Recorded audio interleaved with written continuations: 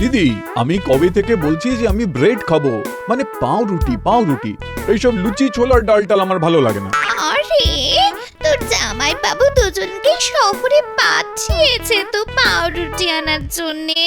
এখন তুই আমাদের কাছে কদিন থাকবি, এখানে পুজো কাটিয়ে তারপর বাড়ি যাবি, কেমন? আচ্ছা, কিন্তু বটা ঘটার তো শহর থেকে গতকাল রাতের মধ্যে ফিরে আসা উচিত, কিন্তু বেটারা এখনো এলো না কেন? দরজা খুলুন মন্ত্রী মশাই। ওই তো ওরা চলে এসেছে। গিন্নি, যাও দরজাটা খুলে দাও। পুজো শুরু হলো না, জামাই এসে হাজির হয়ে গেল। এখন গান্ডে পিণ্ডে খাবে আর আমার অর্থ ধ্বংস করবে। আরে ও গোপাল দাদা, কি হলো গো? এত গজগজ করছো কেন? আর কি করব বলো ভোলা, আমার মিষ্টি জামাইয়ের রোজ মিষ্টি পাতে না পড়লে সকালের খাবার হজম হয় না। সে তো ভালো কথা। আরে আমাদের তো এমনিতেই ব্যবসা মন্দা, পুজো এলে তবেই একটু বিক্রি হবে। আর তোমরা মিষ্টি না খেলে আমাদের চলবে কি করে বলো তো? বেশ বেশ, তুমি 20টা রসগোল্লা হাঁড়িতে ভরো, আর একটু বেশি করে রস দেবে, বুঝলে? আচ্ছা গোপাল দাদা। এবার বল, এত দেরি হলো কেন? তোদের তো কালকে রাতের মধ্যে ফিরে আসার কথা। আর বলবেন না মন্ত্রী মশাই, আমরা তো শহর থেকে একটা চমক দেখে এলাম। কিসের চমক? একটা ঘর আর 4টে লোক, একই রকম দেখতে, কিন্তু সব কটা লোকের গলা আলাদা। আরে কি উল্টো পাল্টা বলছিস? মাথা ঠিক আছে তো? হ্যাঁ মন্ত্রী মশাই, সবই একজন রূপসজ্জাকারের হাতের জাদু। মোটামুটি একই রকম চেহারার 4টে লোককে ধরেছেন। তাদের মধ্যে একজনের চেহারা হুবহু অনুকরণ করে বাকি 3জনকে বানিয়ে দিয়েছেন। বলিস কি? সত্যি ওই রূপসজ্জাকার শিল্পীর হাতে জাদু আছে। আমরা ওনার সাথে দেখা করেও এলাম, তাই দেরি হয়ে গেল। আচ্ছা, পরে বাকি গল্প শুনবো, কেমন? সে কি, জেঠামশাই মারা গেছেন 4 দিন হয়ে গেল, আর তুমি এখন আমাকে জানাতে এসেছো? মহারাজ, আপনার জেঠিমার তরফ থেকে খবর পাঠায়নি। এখন ওরা খুব বিপদের মধ্যে আছেন। আমি তো কিছুই বুঝতে পারছি না। এবারে রাজবাড়ির পুজো হবে কি করে? আপনি চিন্তা কেন করছেন মহারাজ? আমাদের গোপাল আছে তো, আপনি ওকে দায়িত্ব দেবেন, ও সামলে নেবে ঠিক। তুমি বুঝতে পারছো না রানী, এবার রাজকোষের অবস্থা খুব একটা ভালো নয়, তাই ভেবেছিলাম পুজোটা নম করে করব। এদিকে জেঠিমাও এখন সমস্যার মধ্যে আছেন। আমি যে কি করব। দেখুন মহারাজ, রাজবাড়ির পুজো অর্থের অভাবে আটকাবে না। আপনি বরং আপনার জেঠিমাকে সাহায্য করুন, বাকি সব দায়িত্ব রাজসভাসদদের উপরে দিন মহারাজ। তাই ভালো হবে রানী, তুমি জেঠিমাকে বলো আমি আজ বিকেলের মধ্যেই আসছি। আচ্ছা মহারাজ। কি রে বাবা, সে কখন থেকে চাতক পাখির মতন রাজসভায় এসে বসে আছি, কিন্তু মহারাজ এখনো এলেন না। হ্যাঁ, আজকে পুজো নিয়ে আলোচনা ছিল, কে কি দায়িত্ব নেবে সব মহারাজ বুঝিয়ে দেবেন।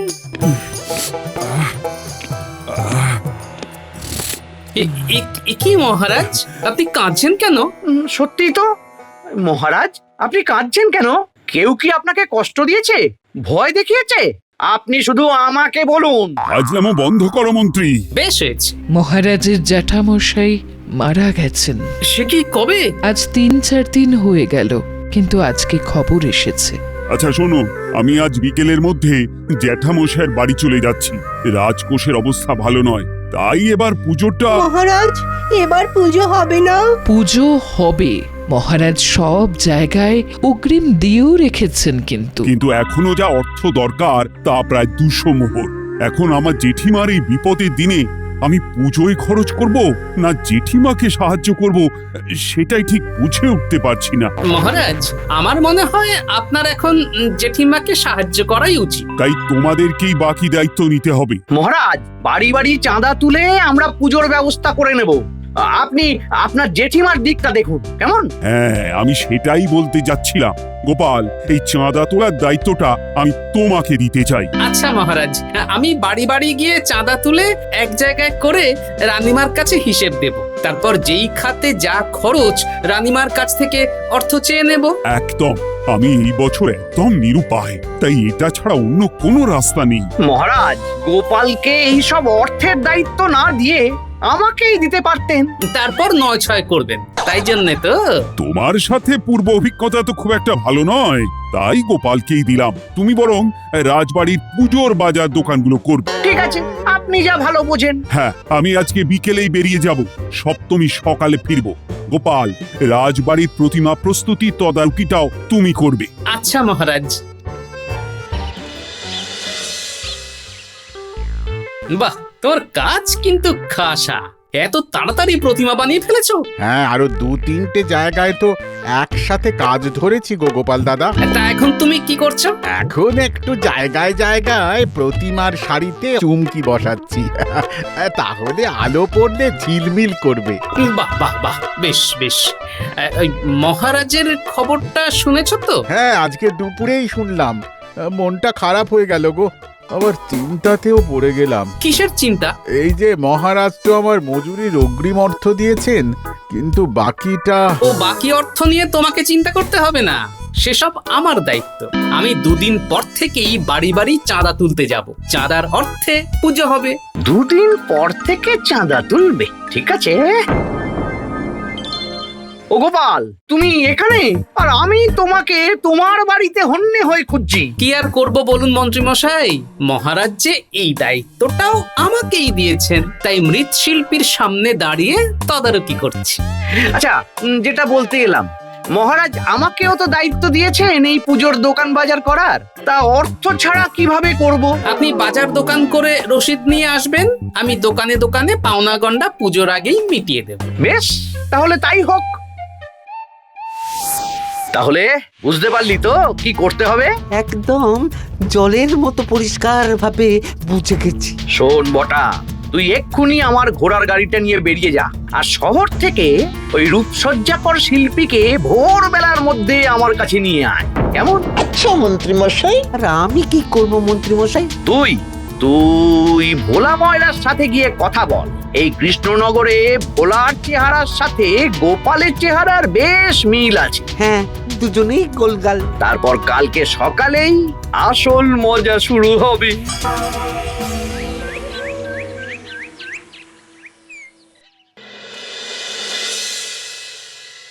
এই দেখো, এইটা হচ্ছে আমার মায়ের জন্যে, আচ্ছা, আর এই শাড়িটা আমাদের মেয়ে মিনুর জন্যে। এই নে মিনু, কেমন হয়েছে বল দেখি? হ্যাঁ, খুব পছন্দ হয়েছে মা। এই ধুতি আর পাঞ্জাবিটা আমাদের জামাই বাবা জীবনের জন্যে। ও মা গো, পাঞ্জাবিটার রংটা কি মিষ্টি হয়েছে, কি মিষ্টি না হয়েছে। সে তো হবেই। পুজোর ভাতা যে কটা অর্থ পেয়েছিলাম তার সিকি ভাগও তো আর বেঁচে নেই বাবা। সর্বস্ব খুইয়ে এই দামি দামি জামা কাপড় শাড়ি ধুতি কেনা হয়েছে। এই তুমি একদম বাজে কথা বলবে না। হ্যাঁ, এই বলে দিলুম, তুমি কালকে সকালবেলা আমার বাপের বাড়ি যাবে, ওদের জামা কাপড়গুলো দিয়ে আসবে, কেমন? হ্যাঁ, এখন আবার রাজবাড়ির পুজোর এত চাপ, এর মধ্যে তুমি আবার চাপ দিচ্ছ গিন্নি। আমি কোনো কথা শুনতে চাই না। তোমার রাজবাড়ির কাজ তুমি 2-1 দিন পরে করলেও হবে। পুজো শুরু হতে এখনো দিন 5 দেরি আছে। হ্যাঁ, সর্বত্র জ্বালা।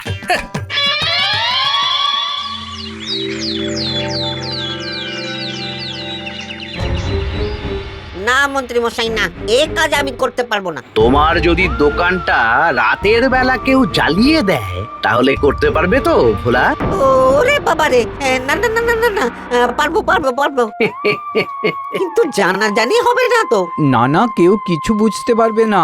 মন্ত্রীমশাই, আপনি শুধু বলুন যাকে অনুকরণ করতে হবে সেই ব্যক্তি কোথায়। আমি আপনাকে তার বাড়ির সামনে নিয়ে যাচ্ছি, চলুন। খুব সাবধানে বটা, দিনের বেলায় যাচ্ছিস, দুজনেই মুখ ঢেকে যা, কারণ গোপালের চোখ পুরো বাজ পাখির চোখ। বুঝে গেছি, একবার গোপাল কোনো কিছু আঁচ পেলে এই সূত্র ধরে মাথায় পৌঁছে যাবে। একদম তাই। আমি শুধু কয়েক পলক ওই ব্যক্তিকে দেখতে চাই। হ্যাঁ, যাও যাও, দেখে আসো দেখে আসো। আমি ওই গোপাল যেমন পোশাক আশাক জুতো পরে সব জোগাড় করে রেখেছি। আপনি আসুন আমার সাথে।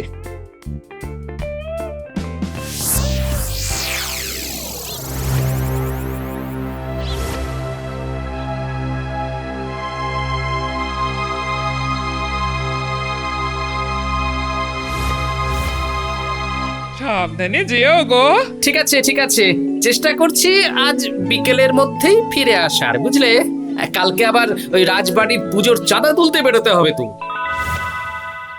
কি ভাইয়া, পারবে তো?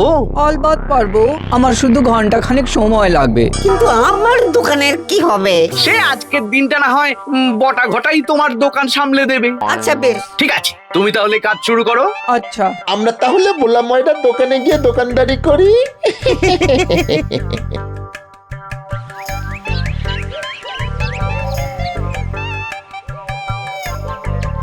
কি রে বাবা, ভোলা কোথায়? তোরা ভোলার দোকানে? উনি আজকে ওই সকালে পাহাড়ে ঘুরতে গেছেন, তাই আমরা দোকান সামলাচ্ছি, অবশ্যই ওনার অনুমতি নিয়ে। ও দে তাহলে 4টে ছানার জিলিপি। দিচ্ছি।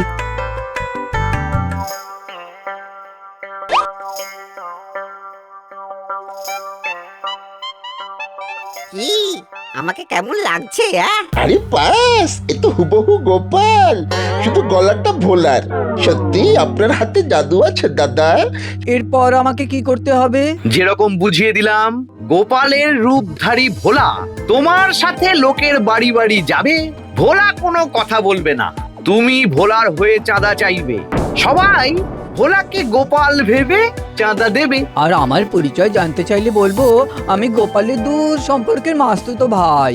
গোপালের ঠান্ডা লেগে গলা খারাপ। একদম, তাহলে এক্ষুনি শুরু করে দাও। হ্যাঁ, গোপাল দাদা আজকে বিকেলের মধ্যেই তো ফিরে আসতে পারে।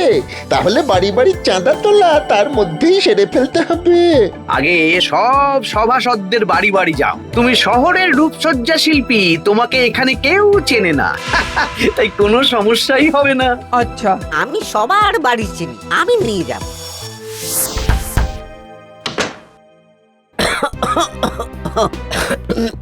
এই কি গোপাল, তোমার গলায় কি হয়েছে? গোপালের গলায় খুব ব্যথা, কথা বলতে পারছে না, তাই আমি গোপালের সঙ্গে এসেছি। ও, কালকেই তো দিব্যি ঠিক ছিলে। তা আপনি কে মশাই? আমি গোপালের দূর সম্পর্কের পিস্তুতো ভাই। দিন 5 মোহর চাঁদা দিন তো দেখি। দিচ্ছি দিচ্ছি।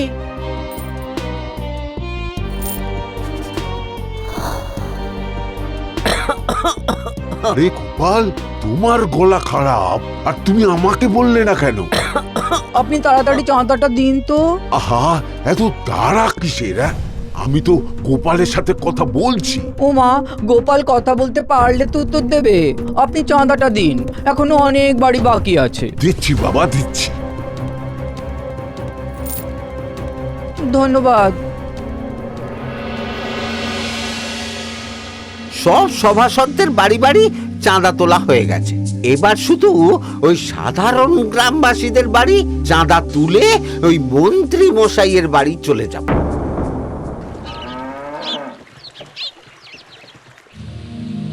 প্রায় ওই 300 মোহর চাঁদা উঠেছে। চলুন চলুন এবার মন্ত্রীর বাড়ি। ধুর, শাড়ি ধুতি দেওয়ার চক্করে সারাটা দিন নষ্ট হলো। আরে বটা ঘটা, তোরা ভোলার দোকানে? উনি আজকে ওই সকালে পাহাড়ে ঘুরতে গেছেন, তাই আমরা দোকান সামলাচ্ছি, অবশ্যই ওনার অনুমতি নিয়ে। বাবা, হুলো বেড়ালকে মাছ সামলানোর দায়িত্ব। কি বললে? না না, কিছু না কিছু না।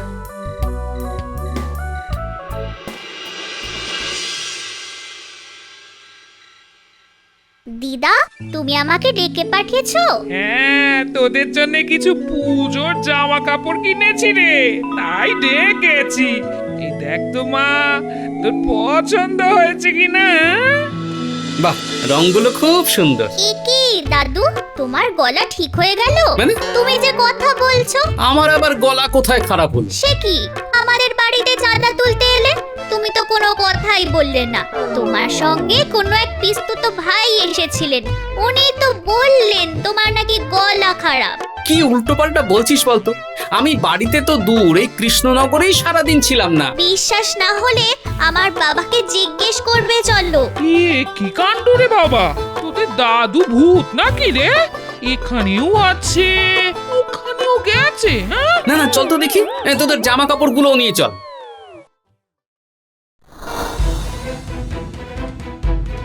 কি বলছো গো? আমি তো ছিলামই না। না না, তুমি মিথ্যে কথা বলছো।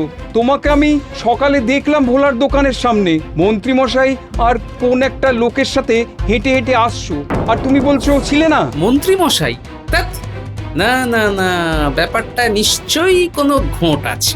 এক্ষুনি খোঁজ নিতে হবে। এই পুটি, বলো দাদু। তুই এক্ষুনি বন্ধুদের নিয়ে মন্ত্রীর বাড়িতে যা। যদি সন্দেহজনক কিছু জানতে পারিস আমাকে জানান। আচ্ছা দাদু।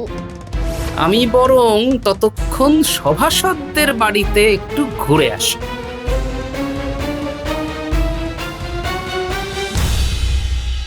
অবিজ্ঞানী, সত্যি করে বলো তো, আমি তোমার কাছেও চাঁদা নিয়েছি? হ্যাঁ, 5 মোহর। কি আজব ব্যাপার রে বাবা।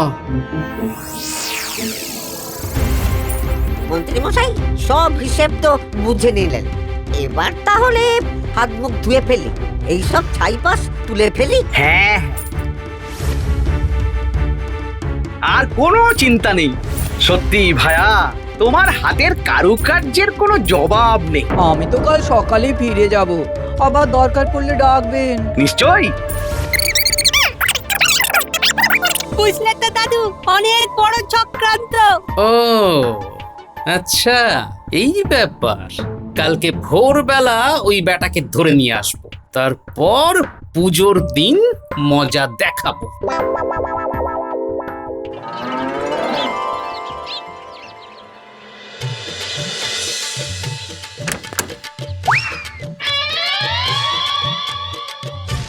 ব্যাস, মন্ত্রী মশাই বাড়িতে বাইরে দিয়ে তালা দিয়ে দিয়েছি। হ্যাঁ, এবার আসল মজা শুরু হবে। বুঝলে গিন্নি, গোপালকে তো শুনলাম কোনো গ্রামবাসী চাঁদা দেয়নি। তাহলে গোপাল এত অর্থ জোগাড় করলো কি করে? ধার দেনা করেছে। তুমি যা বুদ্ধি খাটিয়েছো কি বলবো। এবার চলো রাজবাড়িতে, আজ তো মহাসপ্তমী, মহারাজেরও আজকেই আসার কথা। হ্যাঁ চলো।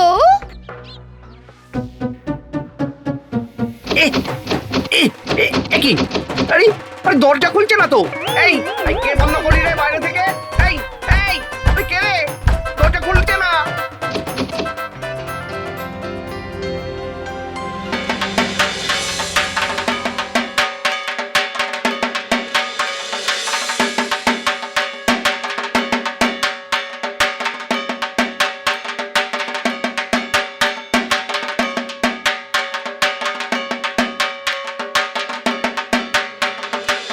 মহারাজ, এখন আপনি ভালো আছেন তো? হ্যাঁ, আমি খুব খুশি যে তুমি নিজের হাতে সব করেছো। এবার আমার একটাই দুঃখ, আমি অঞ্জলি দিতে পারবো না। তাতে কি আছে মহারাজ, পরের বছর দেবেন। আরে কি মন্ত্রী মশাই, কি করছেন আপনি? গায়ে রং দিচ্ছেন কেন? নতুন জামা কাপড়। আমার নতুন শাড়ি। বাইরে হই হট্টগোল কিসের? চলুন তো মহারাজ, দেখি।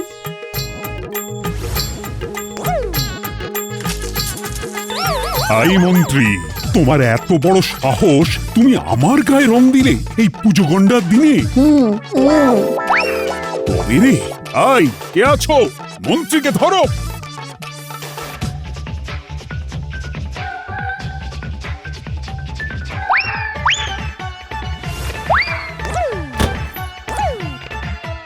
এই তো দরজা খুলেছে। ওই তো মন্ত্রী মশাই, চলুন। যাচ্ছি তো। আপনাকে তুলে নিয়ে যাওয়া হবে, লোকের গায়ে রং দেওয়া। এটা কি হলো? কি হলো এটা? আমি কিচ্ছু করিনি। আবার মিথ্যে কথা বলছে। আবার ঢালো।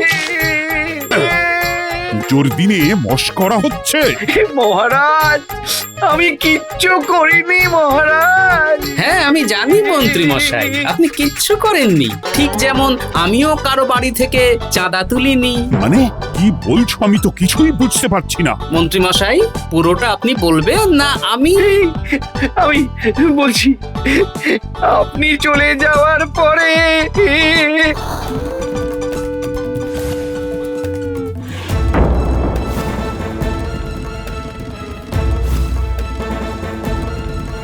তারপর ওই শহরের শিল্পীকে ভোরবেলা তুলে আনি, আর আমার জামাইকে আজকে সকালে মন্ত্রীর মতন সাজাই। কারণ আমার জামাই আর মন্ত্রী মশাই দুজনেই রোগা পাতলা।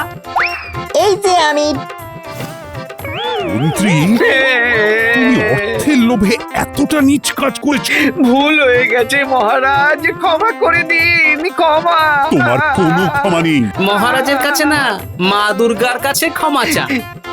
হে মা দুর্গা, আর এই ভুল করব না, গোপালের পিছনে লাগবো না, আর হবে না, আর হবে না, আমাকে ক্ষমা করে দিন, আমি সব অর্থ ফেরত দিয়ে দেব।